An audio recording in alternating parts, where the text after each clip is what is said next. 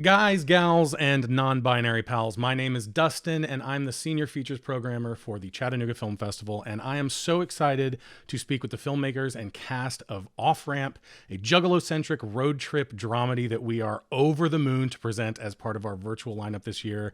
What I'm going to do is I'm going to let the guests introduce themselves. So, Nathan, if you want to introduce yourself and then pass it to somebody, and then that person can pass it on until we're all done, and we'll come back to me. How about that? Sounds great. What's up, y'all? I'm Nathan Tape. I'm a co-writer and director of Off Ramp. And Tim, why don't you take it next? I'm Tim Cairo. I'm a co-writer and executive producer of Off Ramp. Over to Scott. Hey, I'm Scott Turner Schofield. I play Silas. Jarrett. Oh, hi. I'm Jared Bankins. I play Scarecrow. You go. I guess that leaves me. Hi, I'm Miles Doliak. I play Officer Randy Cox. Last but not least, right? Last but not least. So let's just jump right into it. In regard to the reputation that Insane Clown Posse has and its fans, of course, Violent J has in the past said something to the effect of the colder it is outside the circle, the warmer it is inside, right? So I feel like this alone informs so much of your film. And while we were talking before the recording, and I said that I don't consider myself a juggalo, but even as an outsider to that culture, the film has a strong sense of an insider's perspective, I think. So Nathan and Tim, I want you guys to tag team this if you can. Are either of you juggalos? And if not, how did you go about depicting this sort of malign subculture in such a compassionate way? Like, did you have a list of do's and don'ts when it came to like clown representation or something like that? Well, this idea started from I saw a documentary called American Juggalo. And while I was aware of juggalos, I was not a juggalo, but I was kind of, this documentary really exposed me to the idea of juggalo family love and the idea that, juggalos are found family and that they look to each other in that way. And I just had this crazy idea, and I went to Tim and we started talking about it, and we kind of, ended up working on the script for a long time and making this story. Through the process, I believe that I became a juggalo. I went to the gathering. I met a lot of juggalos. I did a lot of research. Not only did we watch multiple documentaries and things, to get insight and background, but then I went to the gathering and really got to know a lot of juggalos and really listened to their stories, and a lot of their stories and tidbits from from the gathering all end up in the film as like lots of details within the script. So it was a lot of like deep diving into that and spending a lot of time with these characters. We spent like well over 7 or 8 years with these characters, kind of working them and reworking them. And so kind of like just like collectively spending all that time thinking about it. But it is a really nice way to describe it. Like you said, the colder outside, the warmer inside. I think, the idea behind the film too was to create something that was about acceptance and inclusion and about, finding your family. And I think that was just something I was really touched by. Yeah, what Nate said. How did so how No, did so how did you guys end up working together on this, and what was that process like getting that started and tag well, teaming this? we met a long time ago in New York. We took a introductory like film production course there together, and I was coming there from the dirty north in Alberta, Canada, and Nate was coming there from the dirty south from Louisiana, and we hit it off right away, and we worked together, and we kind of stayed in contact ever since, and we were kind of going in and out of each other's lives here and there for a number of years, and always it was just this mutual love of film. And we are like, Nate did his master's in film production. I ended up becoming a lawyer and then going back to school and doing a master's in screenwriting at AFI, and then we kind of reconnected again after a number of years. And Nate told me this story about the two juggalos in the woods giving. I can do spoilers, right? Yeah. Yeah, sure. Yeah. Yeah, Go watch doing the movie. Press pause. Go doing watch a the movie. field, And then come back. doing Yeah. yeah, there we go. Doing a field, C-section in the woods, and that was kind of the image that he initially had and kind of pitched to me. And I'm like, yeah, I'm in. I'm in. Definitely. That's something we can as do. they as they sing miracles, that was also always a key Yes. element, that it was like, He- using, because miracles was so key to the idea as well, because that was really what I was like, what is a this miracle. Like think about an ICP miracle, and like this is what it was. I thought. What does a clown As somebody miracle said, look like? That's pretty awesome. as somebody said in another Q&A, which I really agree with, and now I'm going to take is that scene we describe now as an ICP section. That's marvelous. All right, I want to talk to Scott. Silas. I think Silas is just an instantly lovable character, really. Like he's of this sort of this what's it called, a double act, right? He's sort of the Bud Abbott to John's Lou Costello. And I think that Silas has something. I'm an older brother, but I think Silas has some of what I like to call little brother syndrome, which is to say that he's like a little wilder, perhaps more risk tolerant, maybe takes for granted that Trey is going to take care of him. And then, of course, there's the shadow of the death of his actual older brother in the film that he's dealing with. But Scott, I want to know, are you a younger sibling? And if so, can you sort of talk about finding that character in that context? But also, if not, just talk generally about working in contrast to John's character as well. Wow, I've never heard it put that way. That's so interesting. So yes and no. I have siblings. I guess I'm like a middle child, but I grew up an only child. So, so like I don't know. But it's funny because I do bring that energy. I think that's just a thing. So, but the experience of finding Silas was honestly like it was a spiritual experience. I'm a trained actor. I went to school for acting, right? Like, and nothing that I ever learned prepared me for what this role was. And I can't. It's like I can't just like slip into the Silas energy, right? Like it's I don't know. I don't know if it was like getting my hair done or like the Coolio hair. Is that what you called it? I don't know. What was that? What is that hairstyle? That is exactly how it's Portrait described device. in the screenplay. Oh, is wonderful. the Coolio hair. Anyway, Coolio continue, hair. Scott. Which was, and you have to realize that so the hair took about almost 5 hours to put in, and we shot 6-day weeks, so there was no getting out of the hair, and I had to live in New Orleans in that hair. Oh my the whole God. time, which thank God New Orleans is like a pretty tolerant I mean, the place. hairstyle, it looks like it hurts. Like watching the film, it's just like, God, his scalp just must have been on fire.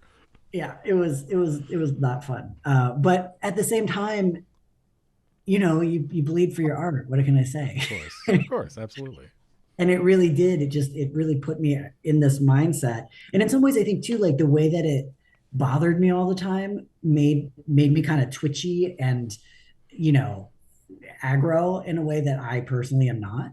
so I think it all really worked. But yeah, I'm very grateful to have been able to live as Silas for those few weeks. It was a trip. That's amazing. Do you remember any of the bars you spit in the cafe?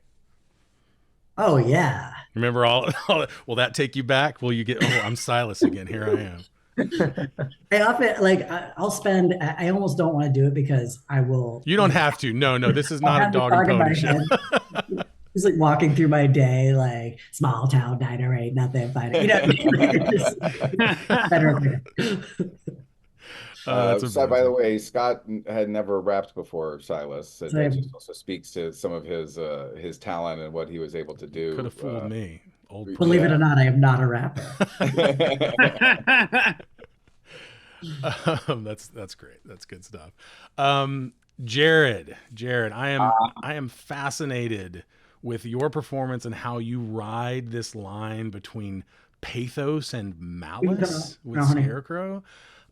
There's a dark side to your performance. Is mostly dark, and it reminds me a lot of. I kept thinking of Michael Wincott in The Crow. You know what I mean? Like, I hell think, yeah! Like that's what was in my head, and I want to know how you expect audiences to react to Scarecrow and what you were aiming for in the performance. Like, do you think, what do you want them to get out of it, and what were you putting into that and what necessary qualities do you think he needs to have to get that reaction, whatever it is?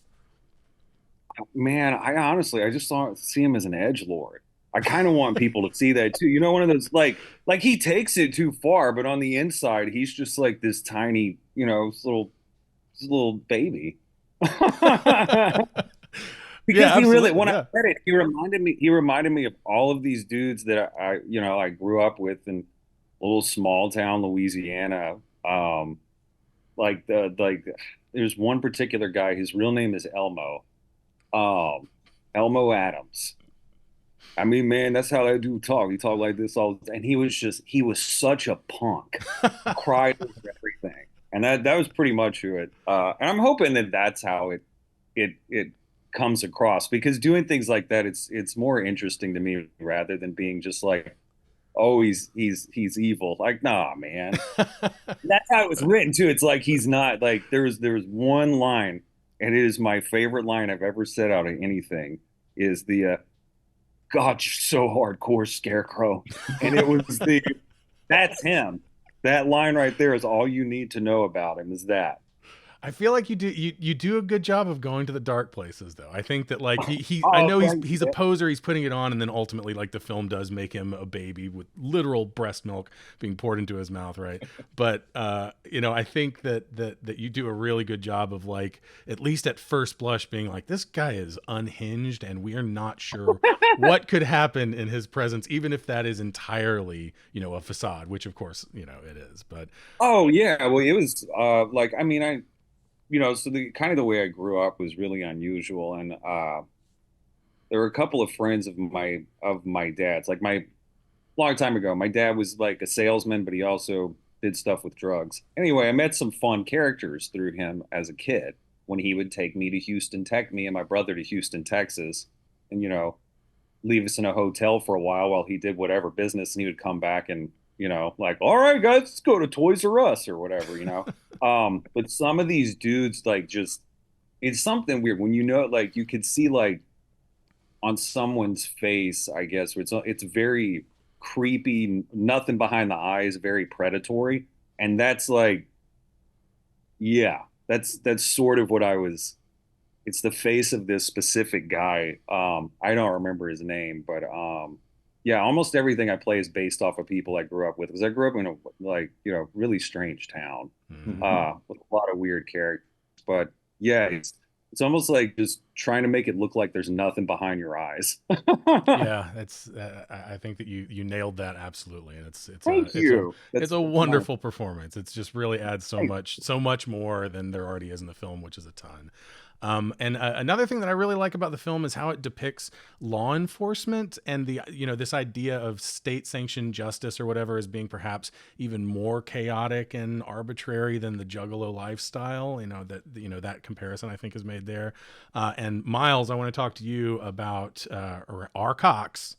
You play a character who's really, really easy to hate at first, but he's forced to sort of reassess his ideals with a little chemical assistance. And of course, I think that contrast with Reed Diamond's patently evil depiction of the sheriff, which gives your character even more depth, I think. So can you talk about any touchstones or resources you use to find that gray area that a conflicted character like Randy occupies?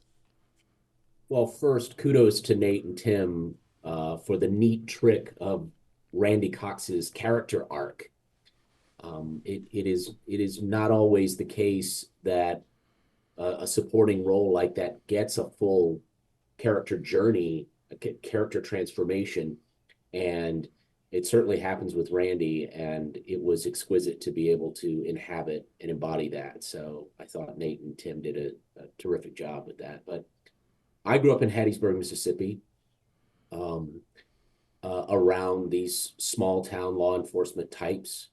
And what I found is that they are often, former high school bullies, um, trying to mask their own um, anxiety, cowardice, insufficiency, uh, with this facade of authority, um, that badge gives them.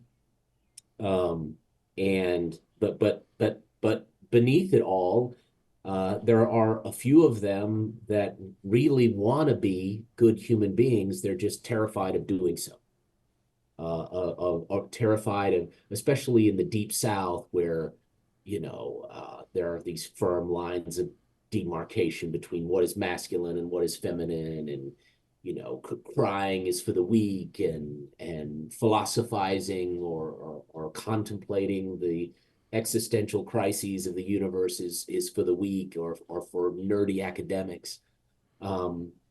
And so I really sort of that part of Randy sort of resonated with me. I knew so many people like that growing up. I have been stopped at roadblocks by so many people like that in my time. He was even, carted off to jail at one time. Wrongly, by the way. I was guilty of that. By one of those types that claimed I was trying to thwart his faulty breathalyzer test. So I so I so I knew these people. Like I sort of knew who they were, and in some ways it was that part of it. The mask part of it was just like slipping right into the glove. I knew I had that at my fingertips. The acid trip part, not so much. That was where I really had to sort of dig deep and find, where is that part of me that I can bring to the role? And it was and the LSD line item in the budget actually also I imagine it helped. helped a lot. Well, the funny thing is too, because like I started talking to Miles about this role, and I was like, "Have you ever done psychedelics?" And he was like, "No." I was like, "Do you want to come over and eat some mushrooms?" So I was like, "I kind of think you should." And he was like, "I think I got it." And I was like, "Okay." And he did. I giving credit to him. He came with a great one of my main notes. I remember I kept giving him over and over before we did it. I was like, "You're always thinking about your jaw." It was like you'll always be thinking about your jaw, and anyone here who's done psychedelics can attest. Yeah. Yeah. Yeah. Yes. Yes. Acting. It's all acting. That's fine. Who needs method anyway? It So died with Brando. I told Nate, I don't know that I've ever gotten to play so freely and so unhinged on screen, and it was a really exciting sandbox, I have to say, with Randy there.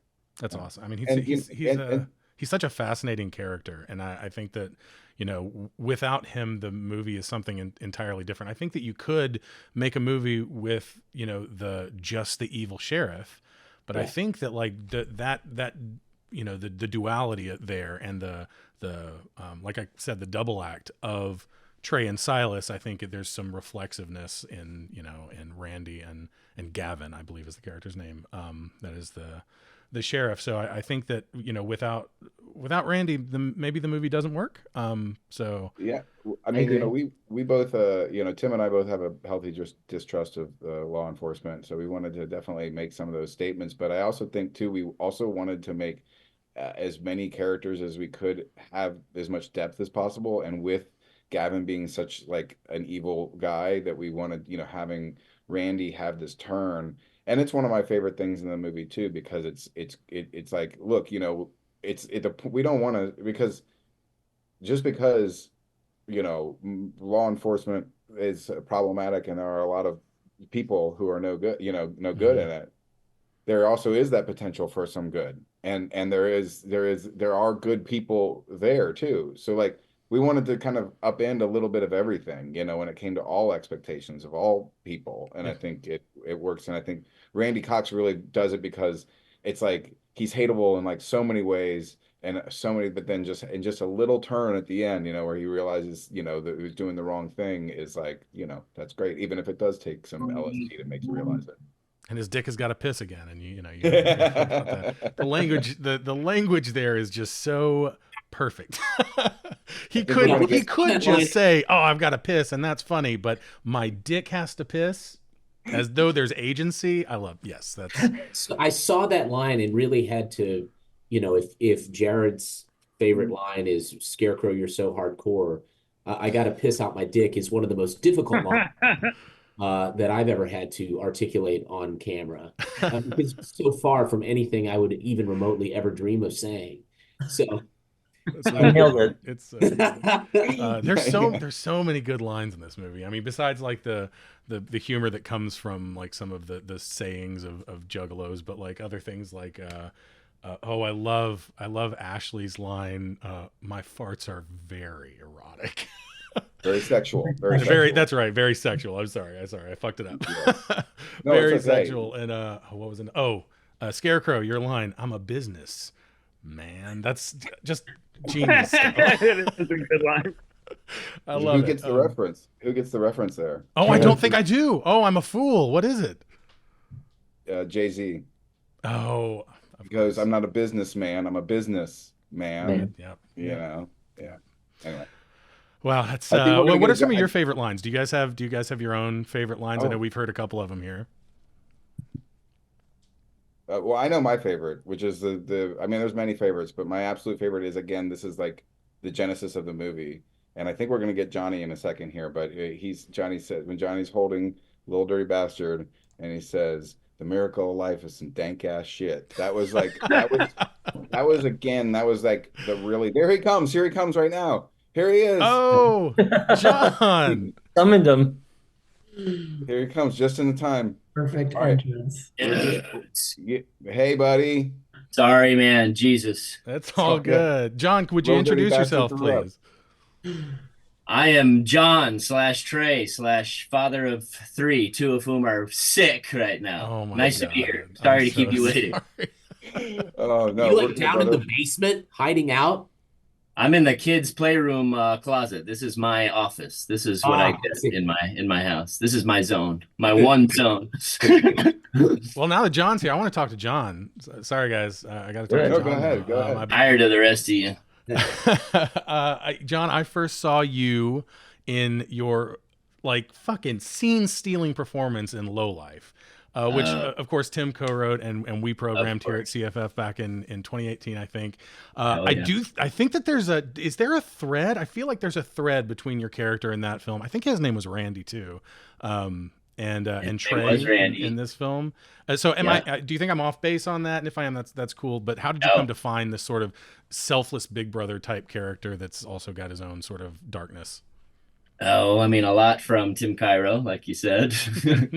I think he kind of writes these maybe with a little bit of me in mind, so I don't want to stray too much from my natural self, which I don't know. I'm goofy. I try to be as natural as I can with characters, but yeah, there's definitely similarities. You know, my parents joke now. They're like, "Is your next character another like white piece of shit? Like you always make getting out of prison again, are we?"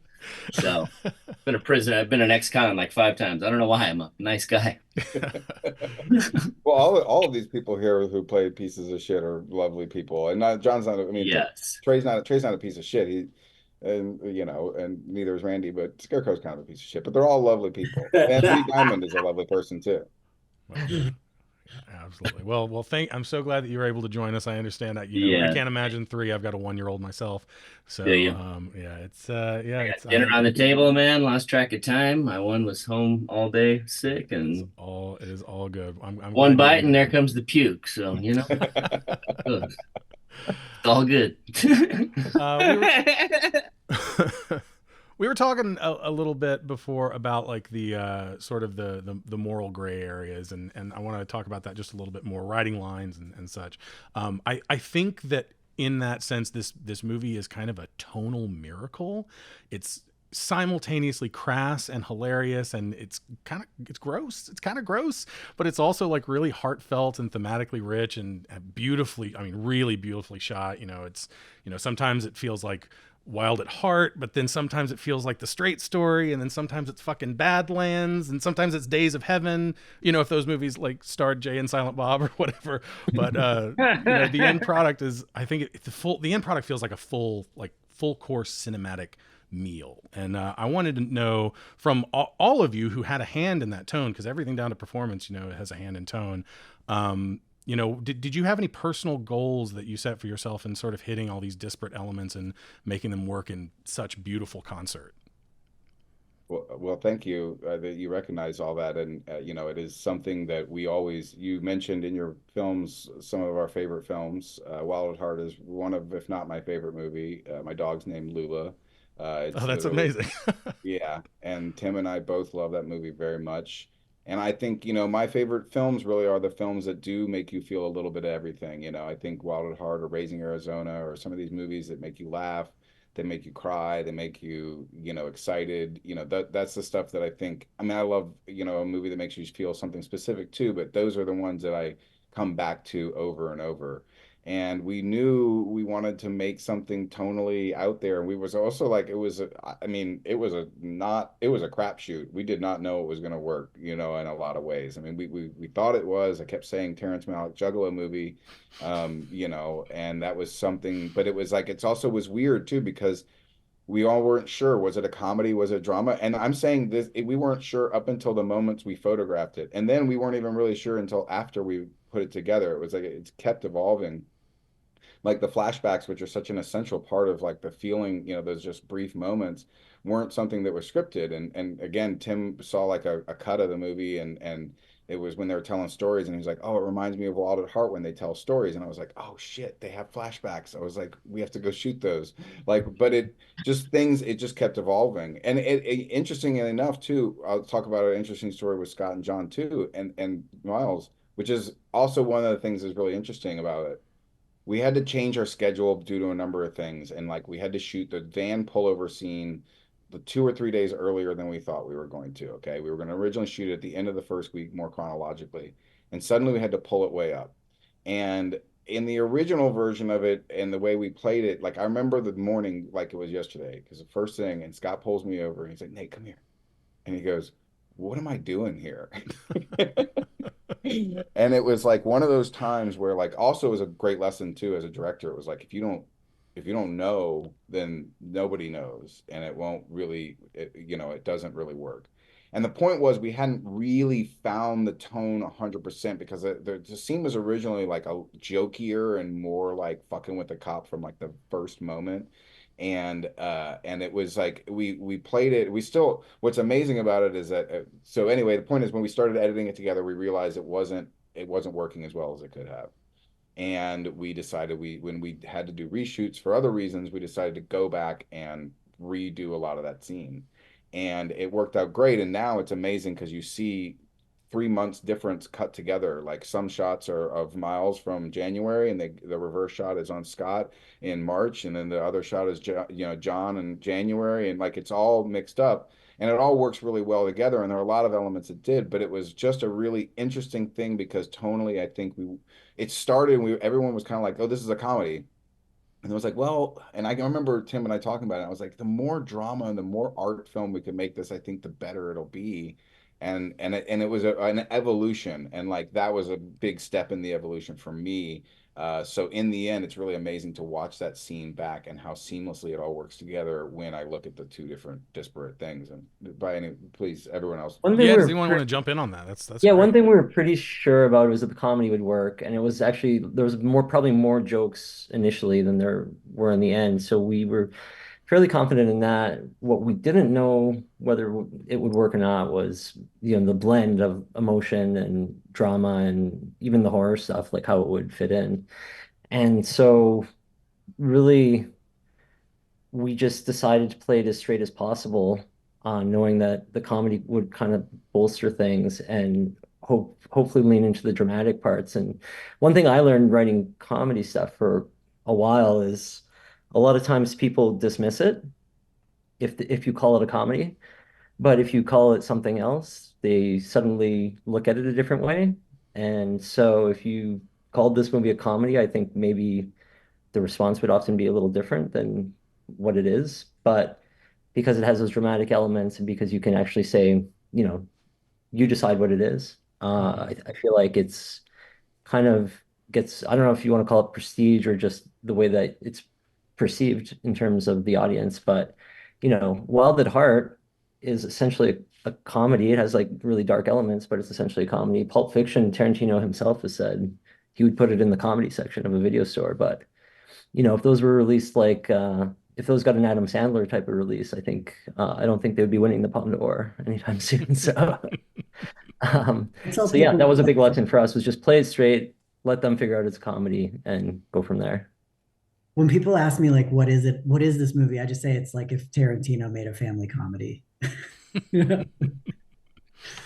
That's kind of how like Lowlife felt that way too. So Tim, I feel like there's definitely like, you know, a threat. I mean, say what you will about auteur theory, but you know, I think that there's Yeah. definitely some similarities in that sense. In Yeah, I tone, mean, at look, least. we were writing this intent like essentially at the same time as Low Life. So, you know, there's going to be a lot of overlap and obviously a lot of the same people, well, Johnny specifically. And I don't know, I think even the people that weren't directly involved in Low Life, like Nate was like, you know, we were talking all through that process. And I think there's a lot of lessons learned on that. And, you know, was lucky to go through that, make something that was well received, and then able to apply those lessons to this a little bit. So Jeremy London's cameo as TS from Mallrats, does that put Off Ramp in the View Askew universe? The real question is, how did that thing happen? Well, that happened because Miles Doliak, who plays Randy Cox, Miles and I worked together in other capacities. Miles is also a filmmaker. I'll let you talk about it. I talk a lot. Go ahead, Miles. That's cousin Miles.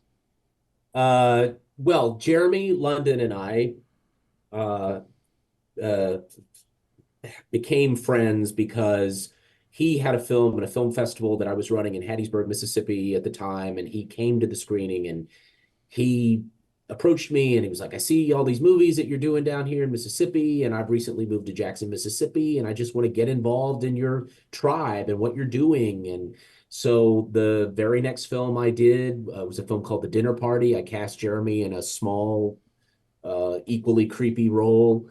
And then he's basically been in every movie that I've directed since. And when Nate was making Off Ramp, he was like, hey, I want Jeremy to cameo in this. You think he'd do it? And I was like, I'm sure he'd do it. You know, Jeremy just wants to do stuff. So I put Nate in touch with Jeremy, and there's Jeremy in Off Ramp. It's amazing. It's great. It's like seeing him pop up. I was like, what the fuck? am I watching the same movie I was a second ago? Yeah, well, that you know, I mean, we do. Kevin is great, and like his humor and his dialogue has always been something that's inspired me. You know, and I know, and Tim as well, I think, and we definitely like, you know. So it was like the chance to put Jeremy in there was great. It was funny because it was actually planned to be something else, and then it was kind of last second. It was like, well, let's just make him his character from Mallrats. Like, let's do it. You know. Yeah, and you know, the great. Juggalos love that too, by the way. Like Juggalos are Oh like, yeah, I imagine. Yeah, and you know, I'm not ashamed to say that Kevin Smith was a big part of like, you know, me becoming a film person, you know, a big film fan when I was younger. Formative stuff. Yeah. So yeah, that's amazing. I'm so glad that worked out. The last thing I really want to ask about is inspired by actual events. So is that like a Texas Chainsaw style lie, or is that like all movies are inspired by actual events if you think about it? Like what is that? No, there are multiple actual events that we're referencing.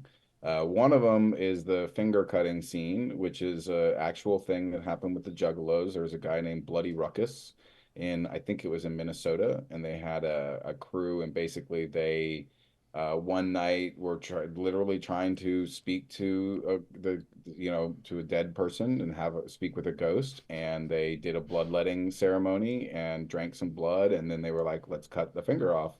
And this girl volunteered to have her finger cut off, and I was like, it was one of those things that was, again, kind of working backwards from this thing, like what would make someone do that.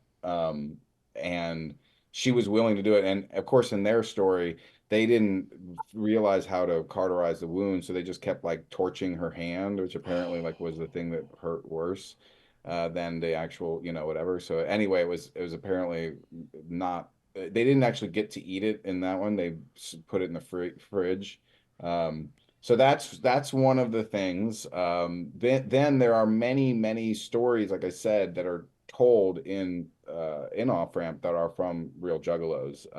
You know, certain things like that I learned at the gathering. I mean, one of my friends, Jimmy Soda, like introduced me to people who's like, those people over there are weird. They're into weird sex stuff. They do like a sex table. And I was like, what's a sex table? And he tells me what a sex table is. I was like, well, that's going in the movie, and, you know, and so a lot of those, like, John, are you okay with being a sex table now? Yeah, I'll do anything for these guys. Okay, I guess. I'll put a swastika on my face. I can be a sex table. That's true.